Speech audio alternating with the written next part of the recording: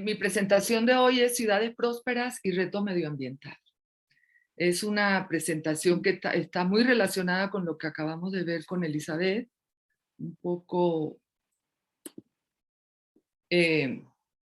dirigida vamos a hacer como un pequeño recorrido a través en el siglo, a partir de finales del siglo XX y el momento actual, el siglo XXI, cómo han ido apareciendo teorías en las conferencias internacionales, propuestas, etcétera, etcétera, para lograr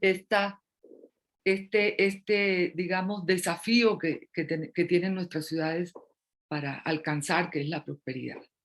El desafío de la humanidad, acabo de decir, para el siglo XXI, consiste en eso, en erradicar la pobreza, que es un tema muy, digamos, ligado a esa prosperidad, y alcanzar esa prosperidad para todo el mundo con los recursos, esos limitados recursos del planeta del que tanto hablan los estudiosos del tema.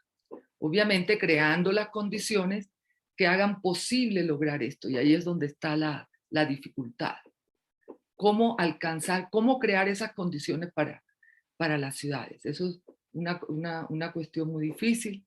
Y a la derecha podemos ver, como lo vamos a ver a lo largo de la presentación, podemos ver que nos presentan una rueda de prosperidad urbana y con unas dimensiones en el siglo XXI que son como requisitos para que las ciudades creen las condiciones para esto, para lograr esto. Vemos que se perciben tres ejes importantes que son la planeación, la gobernanza y la cultura, como cabezas digamos, de esto, de estas dimensiones que nos van a llevar a este objetivo. Dimensiones que son la infraestructura, como bien se marcaba en la presentación anterior, la calidad de vida, la productividad, la sustentabilidad ambiental y la gestión de riesgo, la equidad, la inclusión social. Y cada uno de estos con una serie de componentes urbanos, sociales, económicos, que lograrían acercar a las ciudades a ese estado de prosperidad.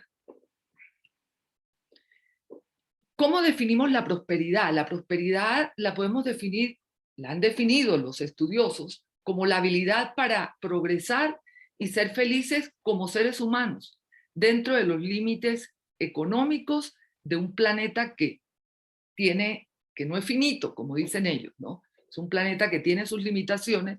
Entonces, ¿cómo lograr esa prosperidad con esas limitaciones? Todos entendemos o hemos visto a través de nuestra experiencia que la prosperidad está relacionada con el progreso, con el bienestar, estos conceptos cuyos componentes son la calidad de vida, las condiciones de vida, el medio de vida y el nivel de vida también, ¿sí? Está también ligado con lo que son las oportunidades, la riqueza, los bienes materiales, etcétera, etcétera. Pero ¿será que el crecimiento económico es suficiente, digamos, para lograr esta tan anhelada prosperidad de la que hablamos hoy en nuestro evento? Aquí a la derecha vemos un pequeño esquema que nos dice, que nos muestra cómo el progreso, cómo alcanzamos el progreso.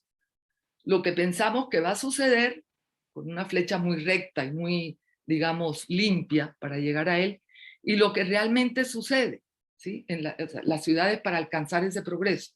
Una serie de dificultades y caminos escabrosos y piedras que finalmente llegaremos, quizás sí, quizás no, dependiendo de muchas cosas que veremos a lo largo de nuestra exposición. Para los economistas, desde la segunda mitad del siglo XX, se ha producido un crecimiento económico global sin precedentes. Eso es claro. Habitualmente el crecimiento económico se mide en porcentaje de aumento del Producto Interno Bruto y se asocia a la productividad. Es frecuentemente visto como esencial para la prosperidad y el bienestar, para alcanzar esa prosperidad tan anhelada. Es también, y es uno de los factores usados como medida o indicador de prosperidad. Es deseable porque guarda una cierta relación con la cantidad de bienes materiales disponibles y, por ende, una cierta mejora en el nivel de vida de las personas. Este crecimiento ha producido importantes avances sociales y eso no lo podemos negar, principalmente en la reducción de algunas dimensiones de la pobreza, como son el aumento de la esperanza de vida, mejores niveles de alfabetización, y tenemos indicadores y digamos estadísticas que lo comprueban, ¿no? Indicadores económicos como la producción y la inversión han sido positivos durante años, pero a pesar de estos avances, los niveles de privación siguen siendo muy desiguales en este momento en el siglo XXI. Todos sabemos y conocemos el PIB como un indicador que se utiliza para medir la riqueza que genera un país en un periodo determinado. Se usan comparaciones internacionales. Pero ¿cuál es la falla? La falla en este momento histórico que estamos viviendo digamos que las condiciones demandan otras cosas, como bien decía Elizabeth, ¿no? La falla de este índice es que no explica cuál es su distribución dentro del grupo social que se está midiendo. Solo solo tiene en cuenta el consumo privado y deja de lado las cosas que realmente satisfacen de manera colectiva a la población, a la gente, ¿no? Que es la educación, la seguridad, la salud, el medio ambiente, los cuales contribuyen al bienestar de las personas. Por otro lado, el progreso. Entonces, bueno, ¿qué hace el PIB? En conclusión, lo que hace es que toma en cuenta la depreciación de los bienes artificiales, pero no la depreciación de las necesidades sociales y medioambientales, que es lo que hace el índice de progreso social, que es el que tenemos a la derecha. El índice de progreso social observa los resultados sociales y medioambientales directamente, pero de forma separada de los factores económicos. Es decir, hay un divorcio entre estas dos. ¿Cuál sería el estado ideal? La suma de estos dos nos daría un estado de prosperidad y desarrollo. ¿Sí? A partir de la década, bueno, ya hay una cosa que yo creo que es importante y que es un hecho, y es que la economía de un país no podrá nunca mantenerse saludable y próspera en un medio ambiente enfermo y degradado física y socialmente. Eso es importantísimo. En 1970, voy a regresar a la anterior, para que a partir de la década de los 70, se empieza entonces a desarrollar un enfoque, y aquí vamos a hacer como un camino, cómo se fue, cómo esta condición para alcanzar la prosperidad se ha ido complejizando para las ciudades. Se han ido agregando variables que cada vez las ciudades tienen más dificultad para llegar a este estado. A partir del 70 se empieza a desarrollar un enfoque más global, más crítico de la relación entre crecimiento económico y progreso social y medio ambiente. Es en el 70 donde se marca esta cuestión. Esta visión llevó, como todos conocemos, al informe Brundtland. Este informe que se publicó en la Comisión Mundial de Medio Ambiente, redactado en 1987, o Nuestro Futuro Común, como también se conoce, donde sus aportes redimensionaron el papel fundamental de las interacciones entre lo social, como vemos aquí, lo económico y lo ambiental. Y en cualquier propuesta de progreso humano que apareciera, ¿sí? Y este informe afirmaba, por ejemplo, que el medio ambiente y el desarrollo no constituyen desafíos separados, son inevitablemente interdependientes. Que la economía de un país no podrá mantenerse si la base de los recursos ambientales se deteriora. Y que el medio ambiente no puede ser protegido si el crecimiento no toma en cuenta las consecuencias de la destrucción ambiental, entre muchas otras cosas, ¿no? En 1989 se publica el primer número de esta revista de Ecological Economics, donde se debate las diferentes tendencias de los antiguos y nuevos estudiosos sobre el tema. Y esto surge frente a la falta de respuestas que existen sobre los problemas ambientales, producto de las actividades económicas. Una nueva visión que mira la relación entre el mundo natural y el mundo económico bajo la premisa de que los problemas ambientales deben analizarse con el criterio de bienestar. Es así como en el siglo XXI, ya entramos a este momento que vivimos, comienza una nueva generación que se cuestiona cuál debe ser el mejor sentido de la prosperidad, de acuerdo a las condiciones ambientales y sociales existentes, de acuerdo a lo que vivimos hoy. Entonces empezamos a ver que ONU Habitat, pues una ciudad próspera, o sea, define a la ciudad próspera como aquella en donde los seres humanos realizan sus aspiraciones y ambiciones, donde encuentran bienestar y condiciones para buscar la felicidad y donde se incrementan las expectativas de bienestar individual y colectivo. ONU Habitat, ya sabemos, todos sabemos que es ONU Habitat. Otros como Tim Jackson, que es un experto y estudioso de la sustentabilidad, plantea que la prosperidad, que la prosperidad consiste en nuestra capacidad de ser felices como seres humanos dentro de los límites ecológicos de este planeta finito que del que hablábamos al principio. Él es el autor de esta frase que plantea, que habla sobre alcanzar la prosperidad dentro de los límites finitos del planeta. Y por último, Philippa Strauss, que es parte del instituto, es la CEO del Instituto Legatum, bueno, era en ese momento, en 2012, que habla de la prosperidad. Más adelante les voy a hablar un poco de este instituto. La prosperidad es más que riqueza material, es bienestar, seguridad, libertad y oportunidad. Es crear un entorno en el que una persona pueda alcanzar su pleno potencial. Y entonces dice que un país es próspero cuando cuenta con instituciones eficaces, una economía abierta, que definiremos más adelante, y personas capacitadas, que era este capital humano, que están sanas, que están educadas y que están seguras. Este Instituto Legatum surge en una organización que se llama, en ese momento, en 1995, Oxfam Internacional. Es una organización que fue fundada en 1995 por un grupo de organizaciones no gubernamentales, de ONGs independientes. Y su objetivo era trabajar en conjunto para lograr un mayor impacto en la lucha mundial por reducir la pobreza y la injusticia. Y entonces implantaron el ranking Legatum. Esto, bueno, a diferencia de otros, basados únicamente en el PIB, capital, el ranking Legatum evalúa la economía, la educación, la salud, la seguridad, la libertad personal, la calidad de la administración, las posibilidades para los emprendedores y el capital social. ¿Sí? Entonces ellos son los autores de este índice de prosperidad Legatum, que es una herramienta para ver cómo está cambiando la prosperidad en el mundo.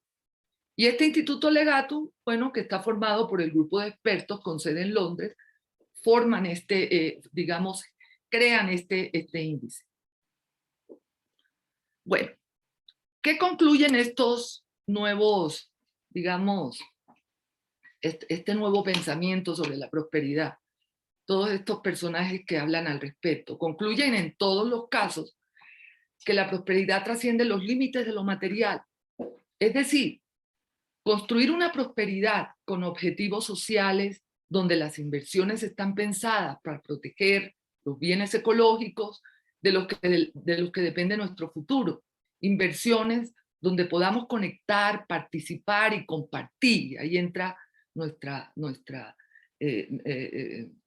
intervención como urbanistas, ¿no? Una economía que debe transformarse para proteger el empleo, apoyar la estabilidad tanto ecológica como financiera, y donde las inversiones deben ser compromisos, deben estar comprometidas con el futuro.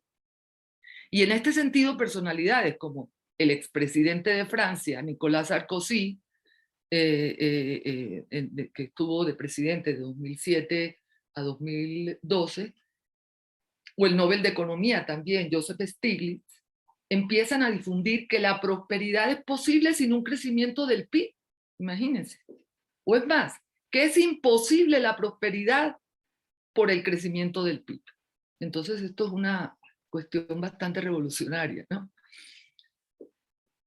Y entonces, bueno, y Tim Jackson sigue diciendo sus teorías con respecto a esto del no crecimiento económico para alcanzar la prosperidad, y dice que el crecimiento económico no permite alcanzar esta meta. La opulencia material y el aumento continuo de nuestras rentas no nos hacen más felices, destruyen las condiciones de vida básicas en la tierra. Son postulados bastante delicados, ¿no? Entonces se redefine la prosperidad, ¿sí? Identificada hasta ahora con la abundancia material y el crecimiento económico, ¿sí? El aumento del Producto Interno Bruto entonces deja de considerarse, empieza a pensarse en que no es un indicador de prosperidad, y entonces se proponen nuevos índices, ¿sí? El índice de bienestar económico sostenible, el índice de riqueza inclusiva, el índice de progreso real y el índice de felicidad bruta. Una economía que no crezca en términos de PIB, sino que sea estable, con un alto nivel de empleo, emisiones de carbono reducidas, una calidad de vida elevada, con disposiciones para redistribuir los ingresos en un escenario de fin del crecimiento poblacional, pero que es sostenible y es deseable.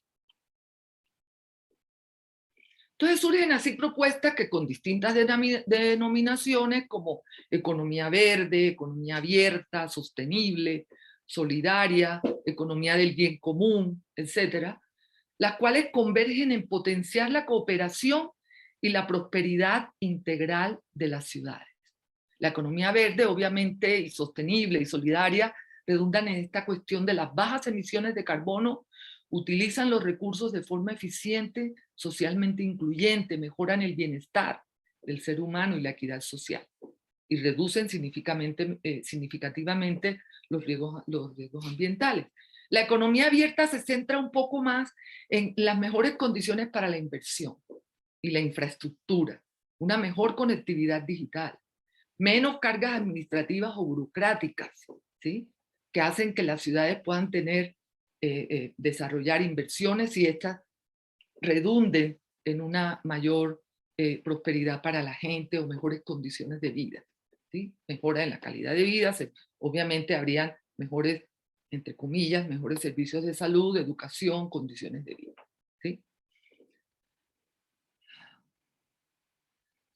Los resultados, de todas maneras, reportados en los últimos años por el Instituto Legatum de los que hablamos, es que el mejoramiento de la prosperidad global ha sido manejado por economías abiertas. Es decir, los países o ciudades que han tenido, digamos que han alcanzado algún grado de prosperidad en este sentido en el que estamos hablando, han manejado este tipo de economías, las economías abiertas que mejoran las experiencias vividas por la gente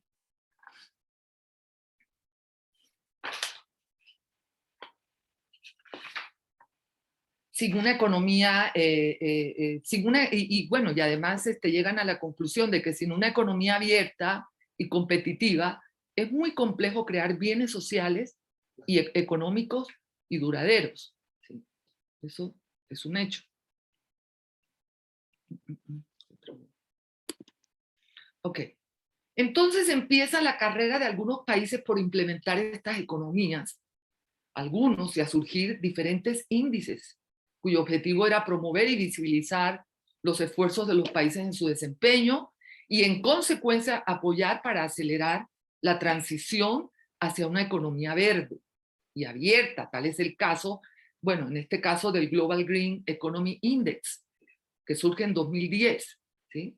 Donde los investigadores subrayan el hecho de que algunas de las economías de mayor crecimiento en el mundo, y esto es importante, como China, Ghana, Qatar o Tailandia, tienen muy malos resultados en el ranking, lo que significa que el concepto de economía verde todavía no se ha integrado, o ellos no han integrado ese concepto todavía a las políticas de estos países, ¿sí?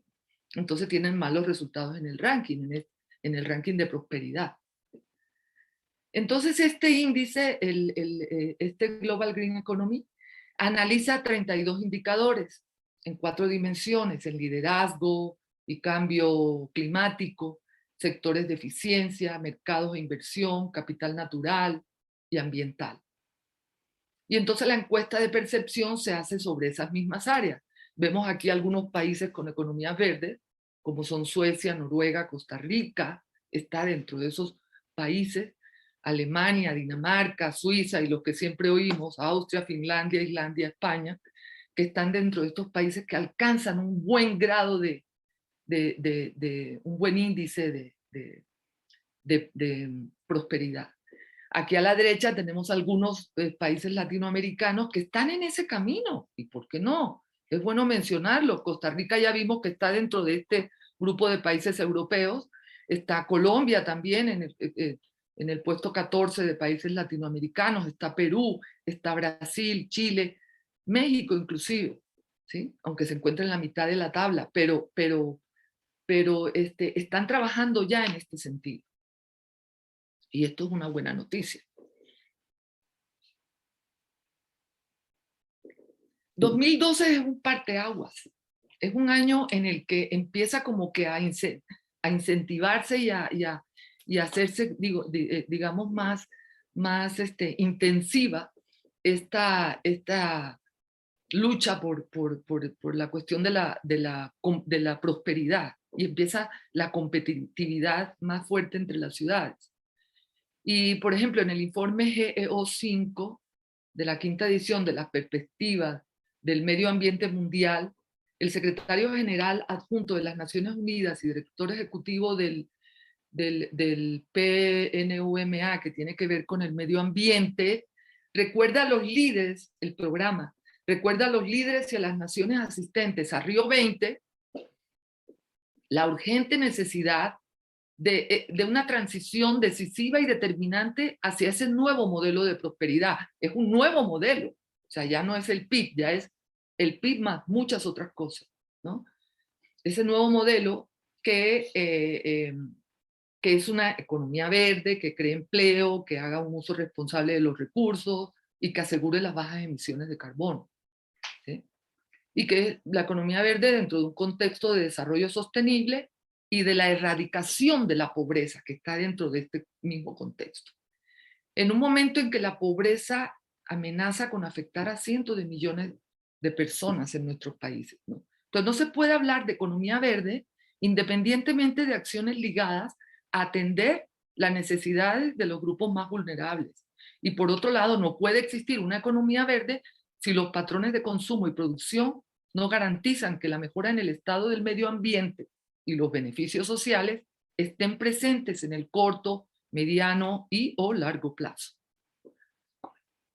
Y llegamos a en ese mismo año, por eso decimos que es un parteaguas, porque surgen muchos modelos interesantes que nos hacen reflexionar sobre esta cuestión de la prosperidad. En ese mismo año surge un nuevo enfoque de los límites planetarios expuesto por el Stockholm Resilience Center, y que donde los economistas ecológicos destacan la necesidad de circunscribir la economía a los límites ambientales, hacer una transición hacia una lógica en la que la economía sirva a la sociedad para que evolucione dentro de ese espacio operativo y seguro del planeta. Y esto lo que aporta una nueva perspectiva del desarrollo sostenible. Esta propuesta la desarrollan a través de este modelo que parece una dona, inclusive así la llaman, ¿no? Donde se crea un sistema cerrado, delimitado por los derechos humanos por el interior, que es la base social, y por la sostenibilidad medioambiental por el exterior, el techo ambiental, ¿sí? El espacio resultante es este que está en medio, donde tiene lugar el desarrollo económico inclusivo y sostenible. Y donde la economía, y por eso lo puse aquí de manera, según yo, transversal, tiene que atravesar por toda esta serie de factores para que entonces se pueda alcanzar esa prosperidad en las ciudades o en los países. Es cómo llegar a ese espacio donde la humanidad puede prosperar y donde la economía tiene un papel preponderante, ¿sí?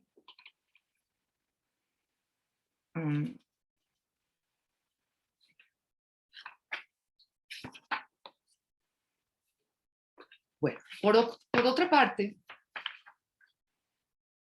Kate Raworth, una también defensora de estas teorías, dice que al igual que existe un límite máximo en el uso de los recursos, este techo ambiental que vemos arriba, por encima del cual la degradación ambiental sería inaceptable, también existe un límite mínimo acá, ¿sí? Un suelo social, esta parte, un suelo social por debajo del cual, se llega a una privación humana inaceptable, ¿sí? Entonces, la idea es no cruzar esos límites, sino quedarnos en este área que es el espacio seguro y justo para la humanidad, el espacio donde se puede desarrollar la prosperidad. Y una cosa importante es que hay una crítica también importante que hay, es que los que toman decisiones siguen confiando aún en indicadores económicos como el crecimiento del PIB y no se ocupan de medir lo que afecta realmente a la justicia social y a la integridad medioambiental. Tim Jackson sigue diciendo que construir una teoría macroeconómica ecológica robusta, cuyo objetivo sea construir un modelo donde la estabilidad no dependa del crecimiento, ¿sí? Y que esté dentro de los límites, de estos límites que acabamos de ver. Dice que este modelo es interesante porque reorienta las prioridades económicas, porque tiene una visión integrada, porque es un sistema de medida más allá del PIB, ¿sí? Y lo fundamental, que son la base del desarrollo sostenible, son límites basados en normas y abarcan de lo global a lo local. Este enfoque es una llamada de atención para que la comunidad internacional reconozca formalmente la existencia de tales umbrales y riesgos, promueva la investigación científica sobre su naturaleza y asuma su responsabilidad colectiva desde el ámbito local al global para respetar estos límites. En este sentido, y para estar en concordancia con los acuerdos internacionales establecidos para las ciudades, estudios científicos han mostrado la necesidad de establecer un vínculo bastante estrecho entre lo que es economía y sostenibilidad.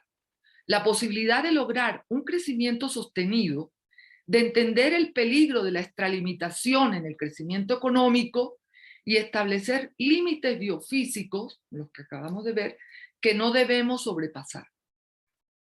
Al mismo tiempo, plantea la necesidad de un desarrollo sostenible, reorientando al actual sistema socioeconómico, por lo que para alcanzar la prosperidad, las ciudades tienen que diseñar políticas, ¿sí? Tienen que ir a diseñar políticas y acciones para ese desarrollo sostenible. Y entonces eso es lo que hace a una ciudad próspera, realmente, ¿sí?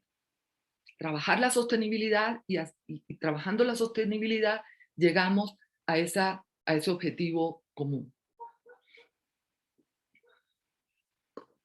En el mismo sentido, las Naciones Unidas para el Medio Ambiente, en un plan para reanimar la economía global, recomiendan reorientar el uso del capital hacia prioridades públicas y la sostenibilidad para enfrentar el desafío de nuestra época, que es el cambio, como todos sabemos, el cambio climático. Entonces, en ese mismo año, el Programa de Naciones Unidas para los Asentamientos Humanos crea un nuevo enfoque para medir el progreso actual y futuro de las ciudades. Entonces crean la iniciativa de ciudades prósperas y el índice de ciudades prósperas. Entonces, la iniciativa de ciudades prósperas está más dirigida, digamos, como, bueno, promueve las ciudades sustentables, resilientes, socialmente inclusivas, etcétera, pero está dirigida a orientar a las ciudades a que planifiquen, principalmente, ¿sí? A establecer objetivos y metas, a crear políticas, visiones de ciudad, planes a largo plazo, y estamos entonces entrando en ese camino hacia la prosperidad. El índice de ciudades prósperas, pues, eh, digamos que menciona una serie de factores, de variables, que son las que van a calificar el grado en el que se encuentran las ciudades o los países. Es la productividad, la infraestructura de desarrollo, la calidad de vida, la equidad, la inclusión social, la sostenibilidad, la gobernanza, la legislación urbana. O sea, son un montón, por eso hablamos al principio de la complejidad que tienen las ciudades hoy para llegar a ese camino tan deseado. De la misma manera, como todos sabemos, en el 2015 el Acuerdo de París y el Marco Sendai, bueno, refuerzan la respuesta mundial a la amenaza del cambio climático en el contexto del desarrollo sustentable y de los esfuerzos por erradicar la pobreza, el aumento de resiliencia de manera urgente e integrarlo en las políticas, los planes, programas y presupuestos a todos los niveles.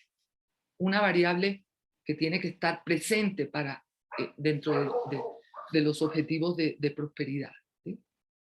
Luego, en 2016 tenemos la nueva agenda urbana, ¿sí?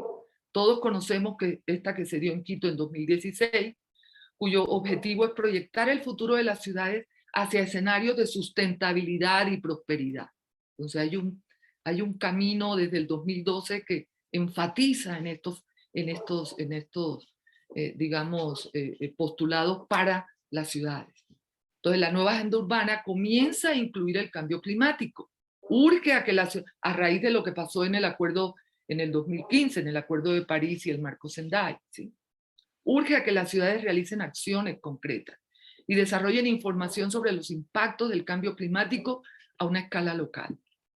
Obviamente esto incluye iniciativas de adaptación, de reducción de emisiones, minimizar los efectos negativos en la economía, la sociedad y el medio ambiente.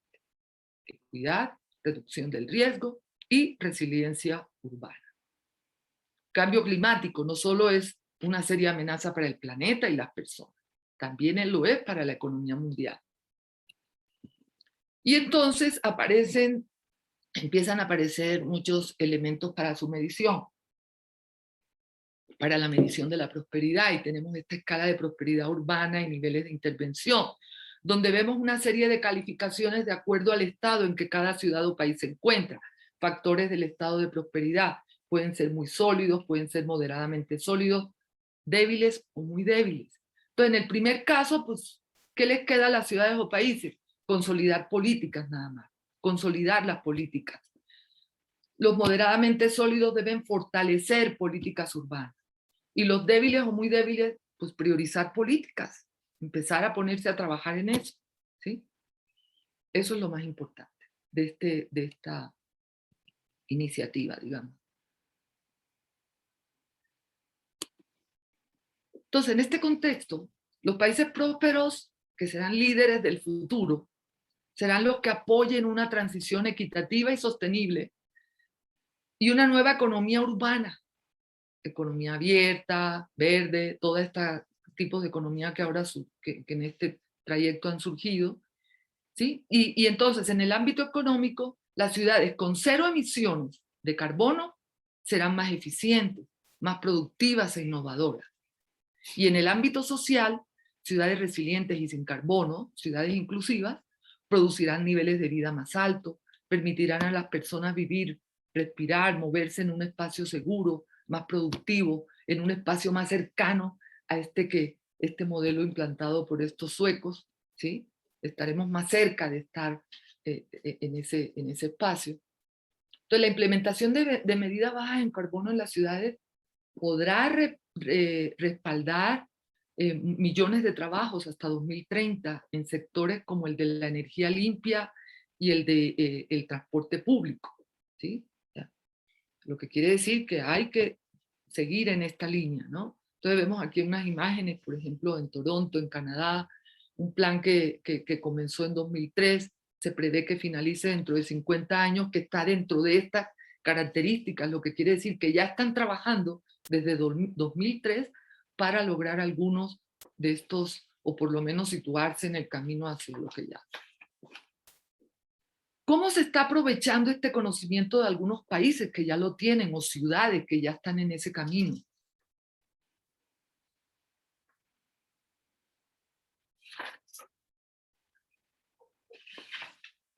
Perdón. 6, 7, se me perdió aquí. Bueno, estamos en el 20. ¿Cómo se está aprovechando este conocimiento de algunos países?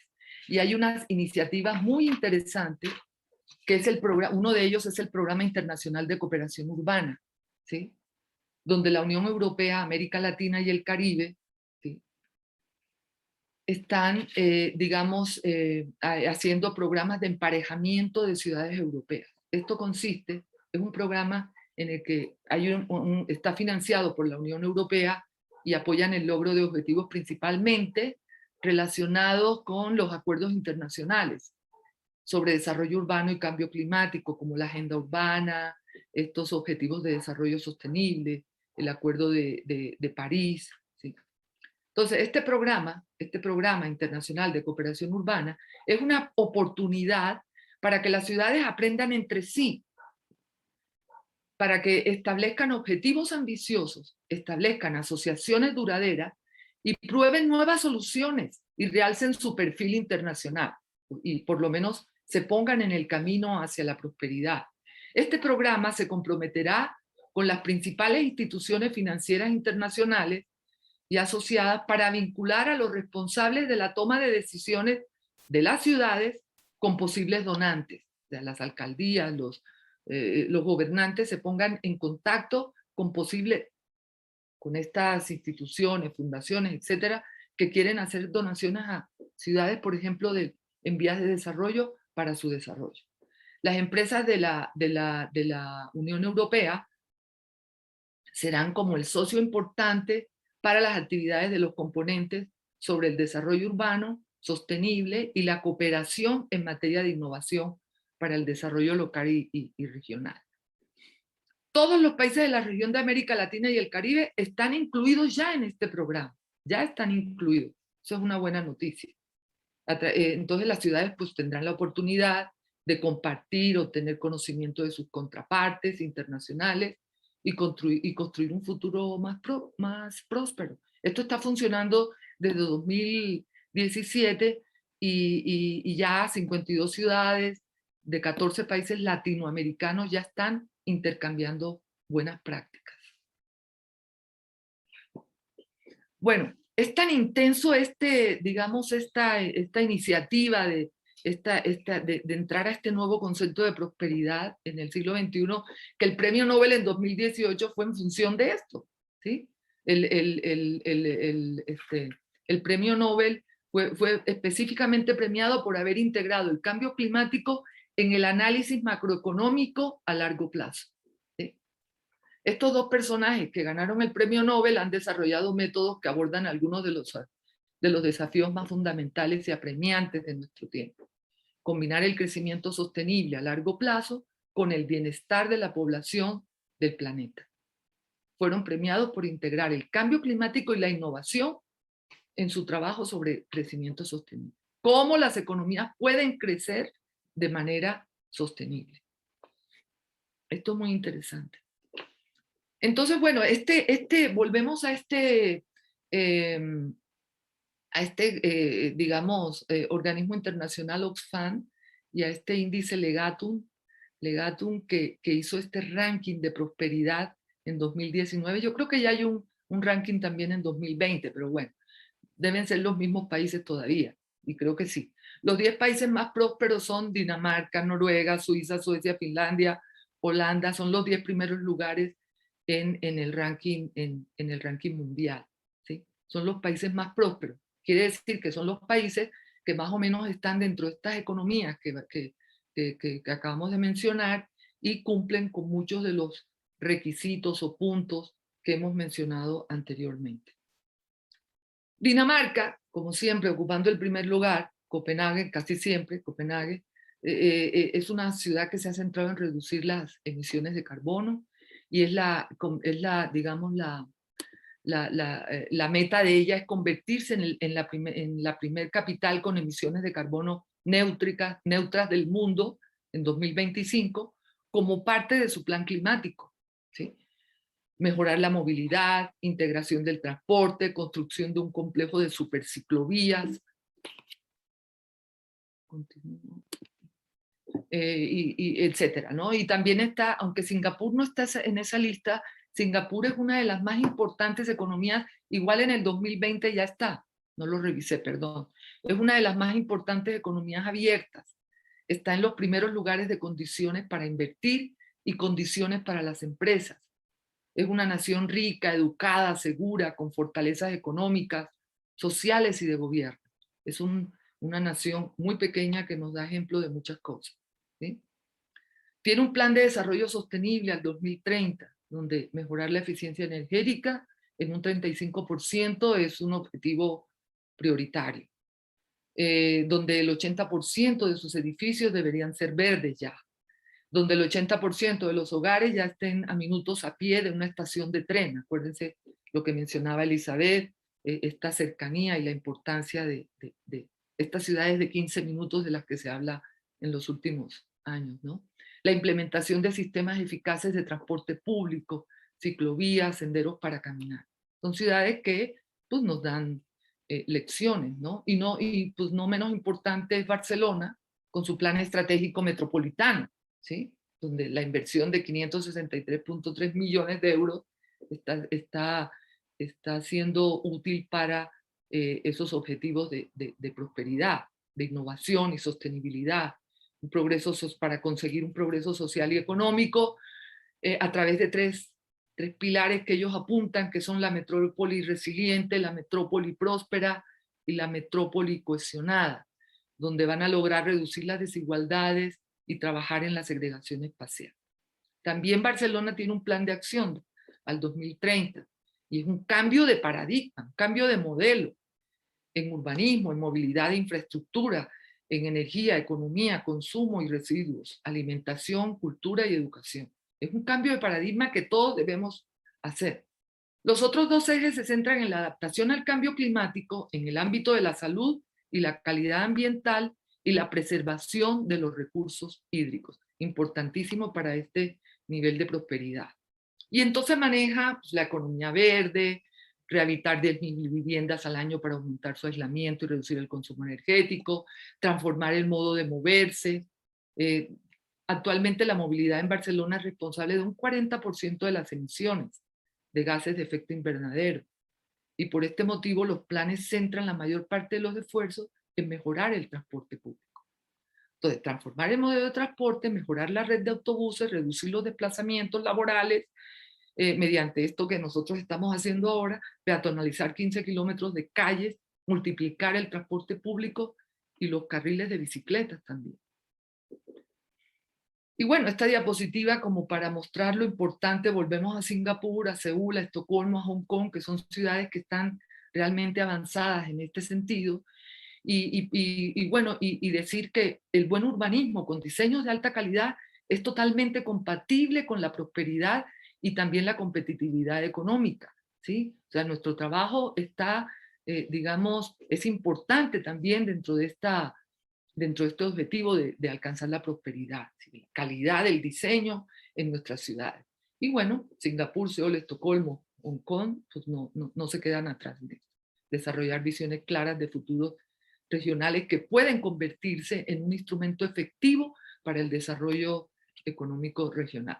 Y bueno, en América Latina quería yo no dejar de mostrar cómo las ciudades se están colocando de Latinoamérica en este ranking, ¿no? Chile está inclusive arriba de muchas ciudades que pensábamos que podían estar mejor, ¿no?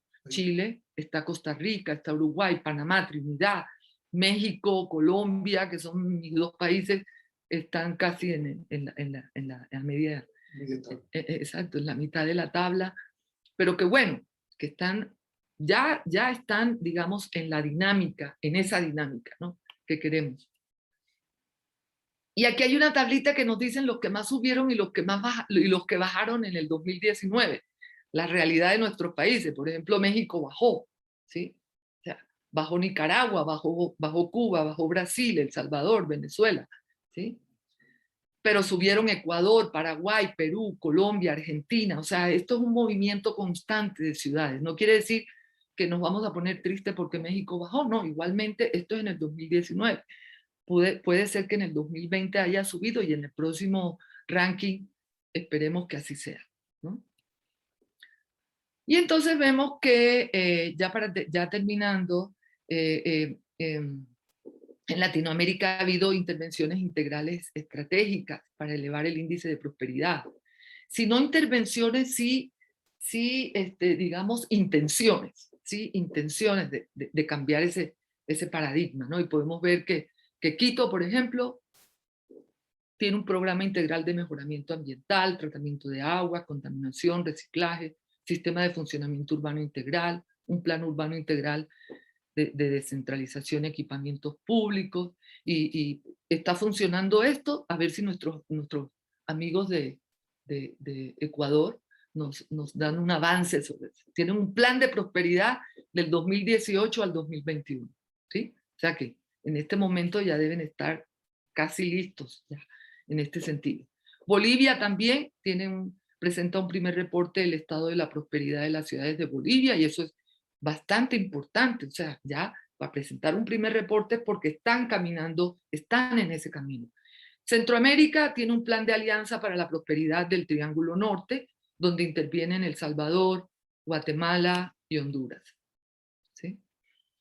Entonces, desde 2015, países como Colombia, con el IPS, que es el Índice de Progreso Social, y México también, a través del CIDE, Centro de Investigación y Docencia Económica, ya observan los resultados sociales y medioambientales directamente y evalúan la eficacia con la que el éxito económico del país se traduce en progreso social. Esperemos que esto realmente sea así. Entonces, con esto Colombia establece el primer modelo, con este índice de progreso social, establece el primer modelo de medición integral que permite hacer una valoración del bienestar de las personas en una sociedad de forma independiente y complementaria con las medidas económicas. Digamos que están haciendo sus pininos, qué bueno, ¿no? Y bueno, es un problema finalmente que requiere de la colaboración entre el sector público y el sector privado para cambiar el modelo productivo hacia otro que garantice e impulse el desarrollo y el crecimiento económico sostenible. Y llegamos a las conclusiones. Para terminar, decir que, y esto yo digo algunas cositas ahí, pero en general retomo de todos estos estudios y colaboradores economistas ecológicos para poner estas conclusiones.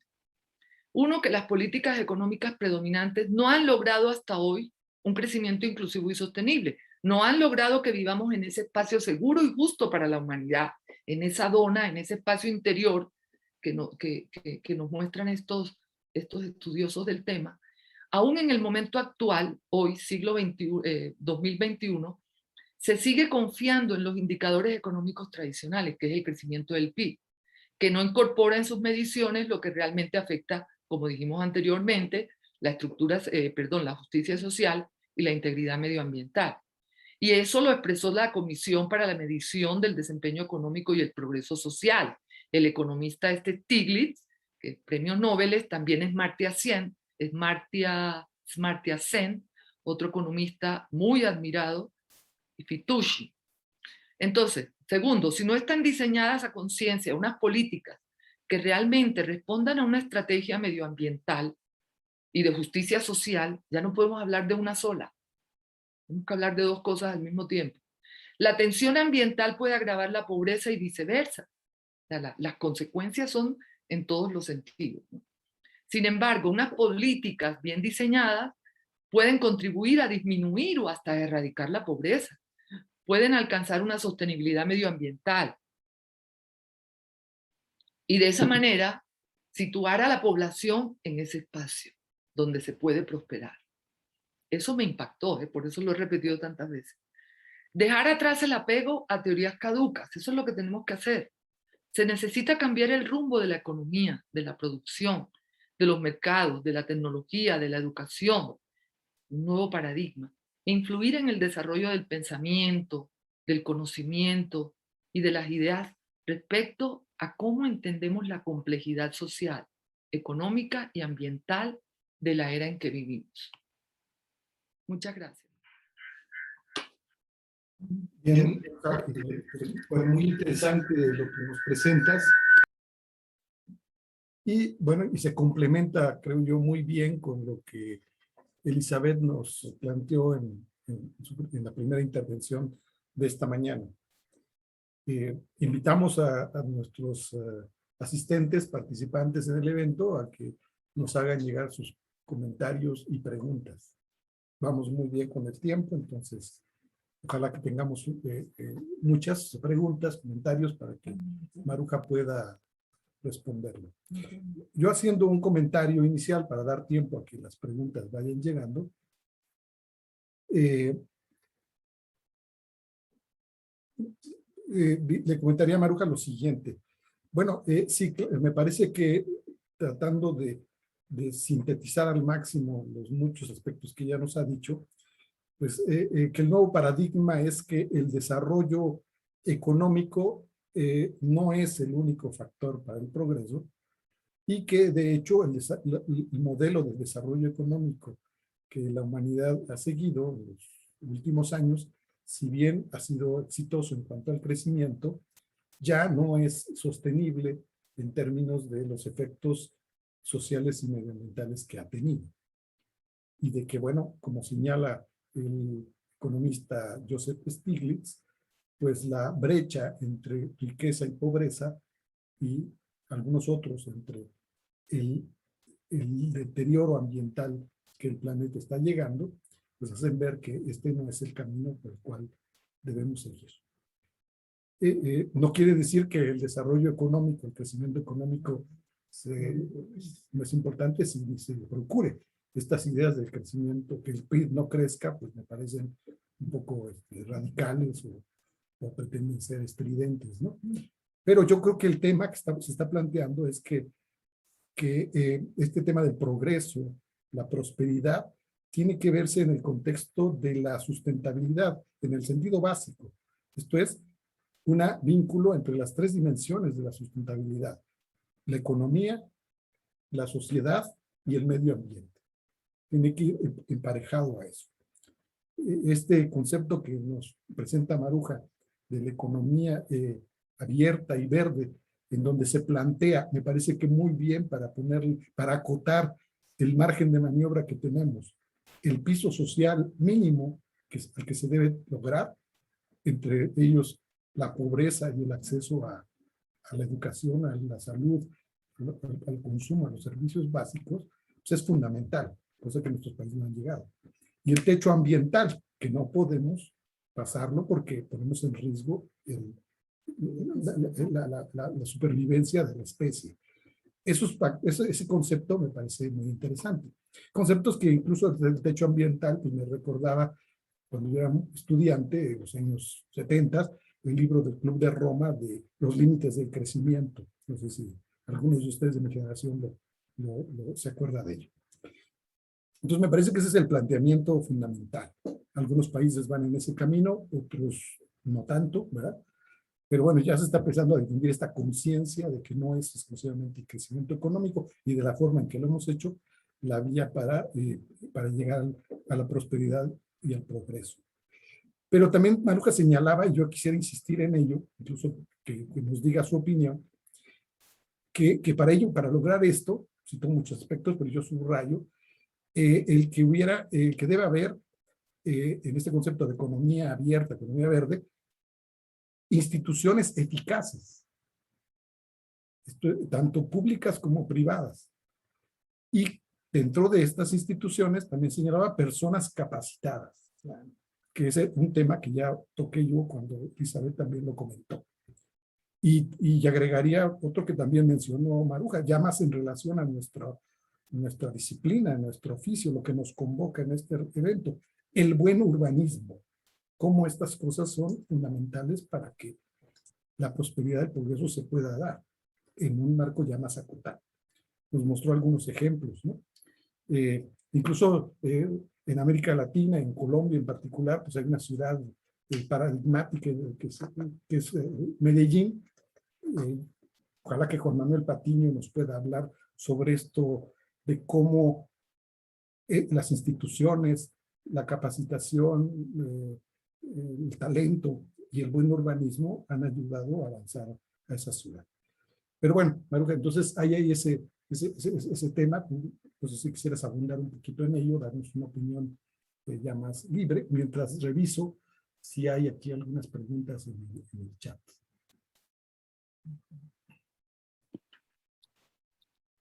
Ok. No se trata, no se trata de decir que ya el PIB no es un indicador importante, digamos, para la medición de un progreso económico en la ciudad o en el país. No se trata de esto, sino que pasa a, digamos, o sea, este índice deja entrar otras variables, o sea, tiene que dejar entrar otras variables, y de alguna manera Elizabeth lo comentaba, ¿no? Otras variables para que se dé esa prosperidad que, bueno, en el siglo XXI es tan deseada por las ciudades, o debe, en el siglo XXI es este nuevo concepto de prosperidad de la que se habla en este siglo XXI. No se trata de que no, el PIB tiene que seguir, pero ese índice de prosperidad tiene que estar acompañado de otras muchas más variables, más variables que son las que van a dar la calificación digamos, la evaluación de si esa ciudad, ese país está dentro de las condiciones que se deben generar para alcanzar ese objetivo. Entonces no se trata de que digamos, de que el PIB deje de ser. Eso por un lado, y lo de la economía abierta y este surgimiento de muchos tipos de economía, todas están contemplando lo mismo, ¿no? No quiere decir que la economía abierta no sí, contempla o se centra, digamos, en las mejores condiciones para la inversión, en la infraestructura, en la mejor conectividad, en las menos cargas administrativas o burocráticas, pero también está preocupada por estos elementos que son de la justicia social, ¿no? Y que son los que nosotros, los que las ciudades, en los que las ciudades se deben concentrar o enfocar. Todas estas economías convergen en lo mismo, ¿sí? Nada más que la economía abierta tiene estas características que se sale un poco de las demás, como lo que es de alguna manera digamos que lo comparte, ¿no? Bien, le recordamos a nuestros amigos, colegas que están con nosotros en el seminario, que nos hagan llegar sus preguntas, comentarios a través del chat. También reitero que los que están participando en la reunión pueden solicitar hacer un comentario de viva voz y en imagen. Entonces los invitamos a que hagan sus preguntas, soliciten la palabra o a través de el chat. También me dicen que hasta el momento no hay preguntas. Sí, sí hay una pregunta. Pero hay una pregunta aquí que está viendo, yo se la veré hay dos preguntas. Es un comentario de Denise Evelyn, del Nodo Bolivia, Instituto Boliviano de Urbanismo. Es, bueno, creo que más que una pregunta, un comentario. Y dice, de acuerdo al enfoque de la economía de Donut, de la dona, propuesta por Kate Crawford, actualmente se está trabajando en los retratos de ciudades bajo esta metodología. Un claro ejemplo aplicado de este enfoque es Ámsterdam, que Maruja presentó, a través de su iniciativa para construcción de una ciudad próspera y la articulación con laboratorios de innovación donde se pueden intercambiar buenas prácticas. Bueno, no sé si te merece una respuesta a esto, ¿no? No, es un comentario que sí, lo comparto. Yo estoy viendo dos preguntas. ¿No lo estás viendo? Aquí hay una pregunta, perdón. Subo el volumen. Bájalo. Aquí hay una pregunta donde dice, dentro de Christopher Olmos Melesio, dentro de la anatomía actual de las ciudades, ¿cuál es el proceso ideal para lograr una prosperidad inmediata?